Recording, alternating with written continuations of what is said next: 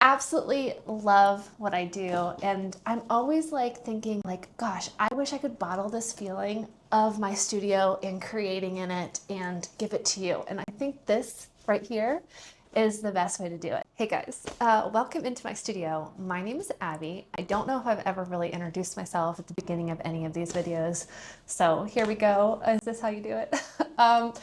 I'm a fine artist living in the Blue Ridge Mountains, and I have this fantastic, amazing studio in my backyard that I get to come and work in every single day. I make really gorgeous, fun, whimsical paintings, like the ones right here. I have recently committed to making YouTube videos, which is new for me because I would just be sharing most of my stuff over on Instagram, and I love Instagram, but I wanted like this nice, big, deep, juicy connection with my audience. And you know, these like short little clips, they just weren't doing it for me anymore. So I was like, it's time for me to make longer form content. So here I am. This week, I am going to bring you guys along for some projects that I have going. Hopefully you'll get lots of good inspiration to come out the other side feeling refreshed and ready to create something beautiful in your life. So I hope you enjoy seeing what I've been up to this week. Grab a cup of coffee, or maybe you want to get your sketchbook and sketch while I paint. Let's get into making some really fun stuff.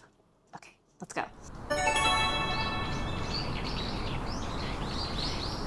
I have a very busy week ahead of me here in my studio, which I love. I love when there's like tons of projects that I need to get into. First things first, I have to prep my canvases with their underpaintings.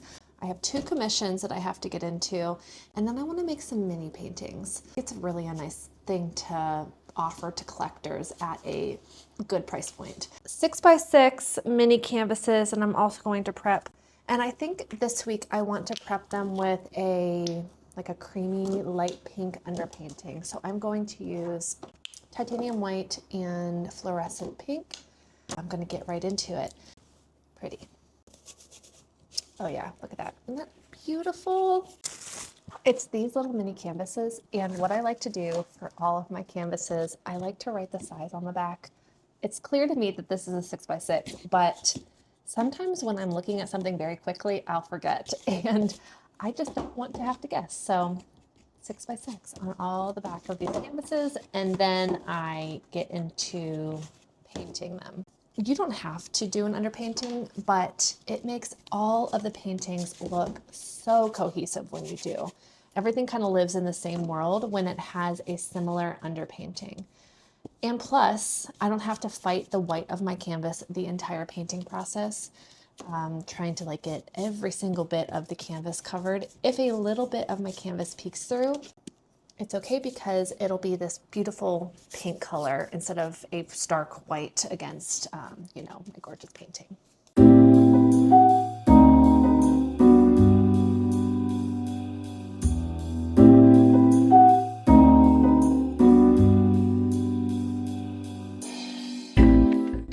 Next up, this painting sold, so I have to get it varnished and paint the edges and put hanging wire on it. But first up is varnishing. I also have to remove the piece that I use to put on my easel, so that's first.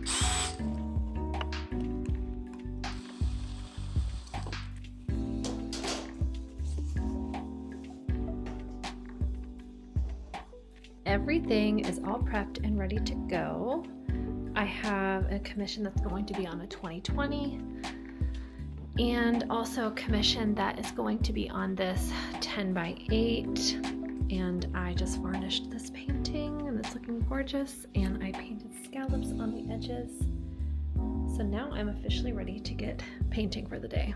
My goal today is to get this commission painted, and I had a lot of fun sketching this painting out. It is for a collector who has 3 pit bulls, and she sent me all of these amazing photos of her dogs. And I had tons of fun sketching it because I gave her some ideas, and I was like, how about we base it off of this one painting I did of these lambs? And she was like, yes, great idea.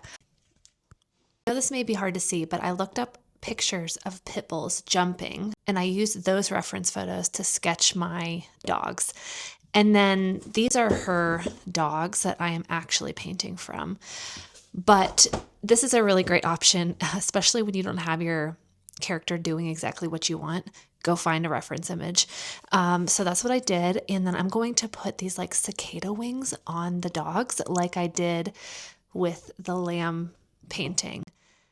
And I'm really excited about this. But first, I really need to nail down which dog is which. So this one is going to be this dark brown dog. So I'm going to put dark brown DB.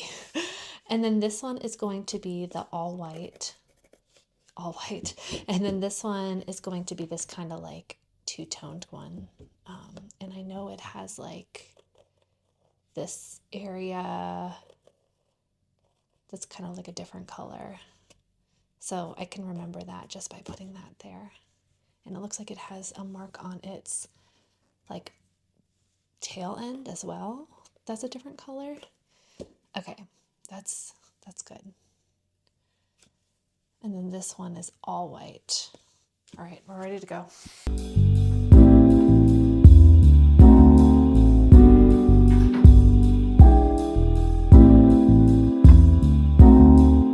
I love this paintbrush. All of the bristles are kind of like worn off into this little tiny tip. It makes the best brush marks. So I get this question all the time, what paintbrushes are you using? I have no clue where I got this, but it has gotten a lot of love, and I'm probably going to paint most of the painting with this paintbrush and this one that also has a lot of the bristles gone from me painting.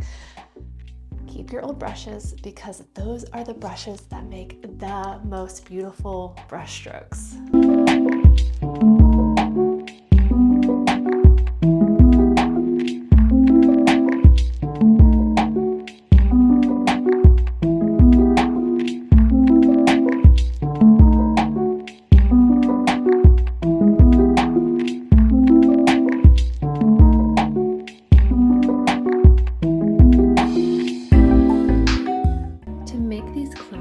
Softer on this painting, I'm going to come in with a clean paper towel and rub over the top and the bottoms like this.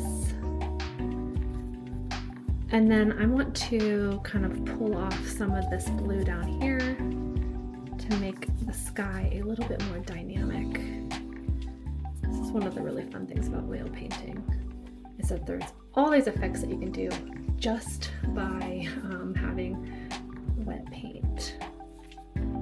See how much more interesting the sky is getting just by making these little wiped out clouds. And if you remember, my underpainting is this pink, so that is what is shining through back.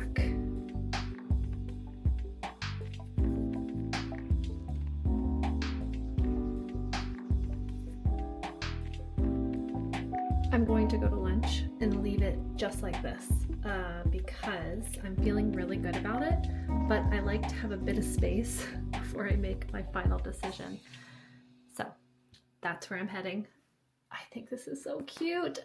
Love it. Now with some fresh eyes, I can see that this dog on the end, his tail isn't quite right. So I think it turned out great. And now I'm going to send a photo to the collector.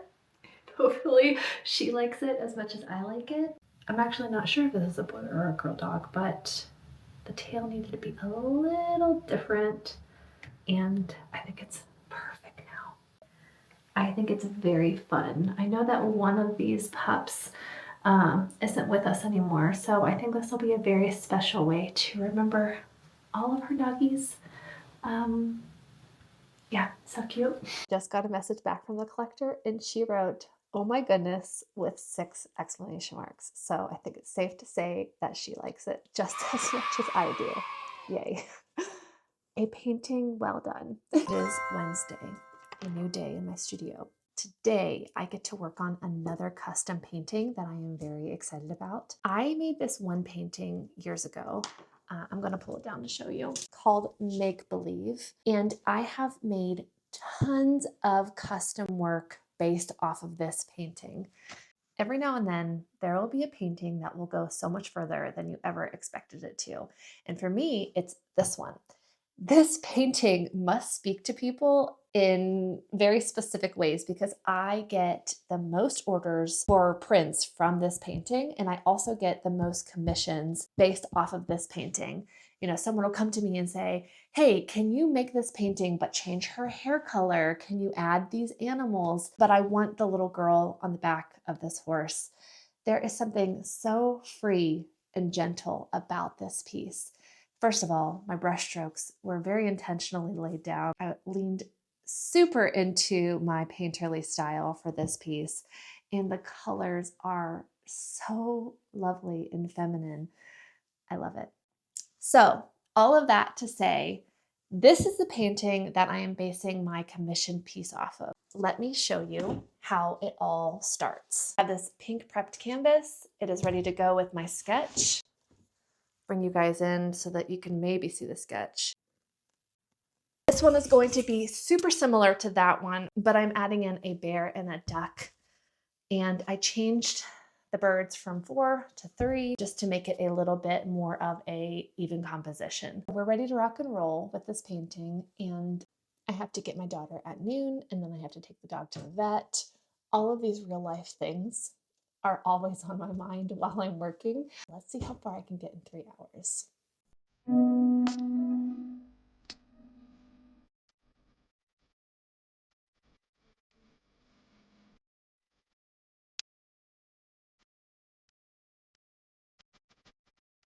When I was on my hunt to find my style, I looked at tons of art and I basically boiled it down to what do I like and what do I keep getting drawn back to over and over again.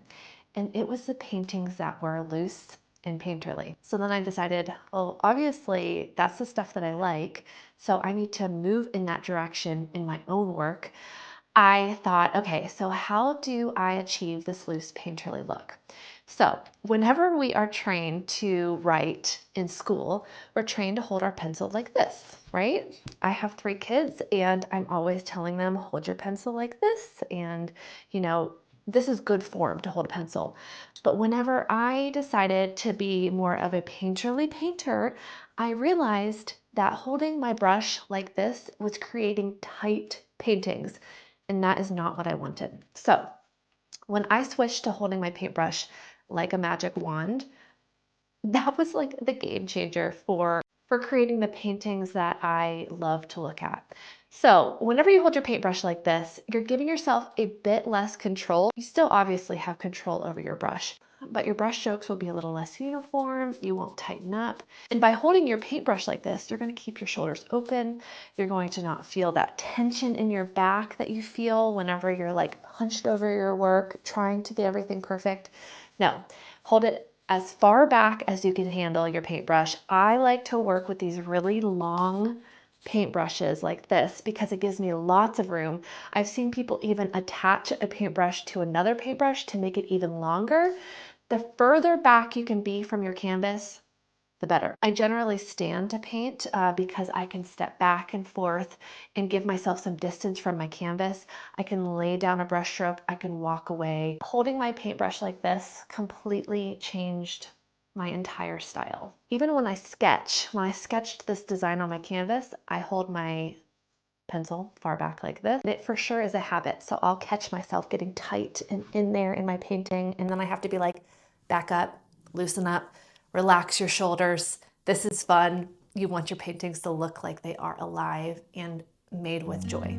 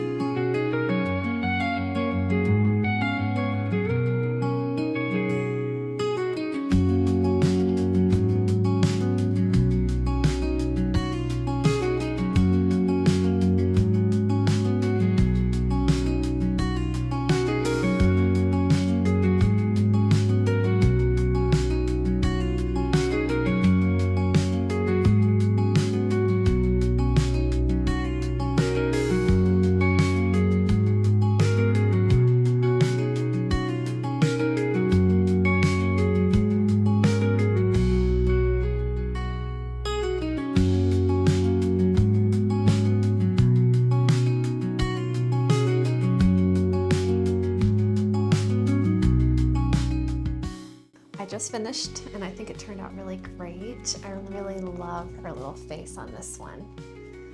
So great. So now I just have to let this start the drawing process. I think it'll probably be ready to ship in about, I don't know, a week and a half or so. And I'm going to paint some scallops on the edges. I'm really excited. I had a ton of fun working on this. This week went so incredibly fast. I'm like, where did the days go? It's crazy. The one great thing about being a creative is that I kind of feel like I would need 12 lifetimes to get every single project accomplished that I have on my mind, which in one way, that is such a big, humongous blessing because it always keeps me really excited and engaged with the future. And I'm really excited about next week because I borrowed this wood burning tool from my stepdad. And I have this plain shelf in my bathroom and I keep looking at it every single time I'm brushing my teeth and I'm like, I should do something to this. I should make it more whimsical and more gorgeous and sweet and pretty. So I landed on wood burning because I thought that that would make a really neat effect. So that's next week. And then I also need to get into another big painting next week. And then all of these minis that I prepped that I didn't get a chance to make. Thank you for joining me this week. I will see you next week. Bye, guys.